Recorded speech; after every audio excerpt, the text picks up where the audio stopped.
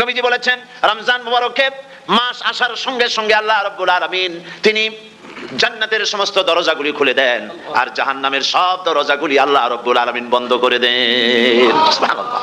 আর শয়তানকে শৃঙ্খল দিয়ে বেঁধে ফেলা হয়, শিকল দিয়ে শয়তানরা বাঁধা হয়ে যায়। এই হাদিসটা যখনই শোনাই বিভিন্ন জায়গায় লোকেরা বিভিন্ন জায়গায় প্রশ্ন করে, হুজুর কোন তো যে শয়তানরে বাঁধতে হয়, কিন্তু রমজান মাস তো লোকেরা মদ খায়, মিথ্যা কথা কয়, তাহলে শয়তান বাঁধা থাকলো কেমনে?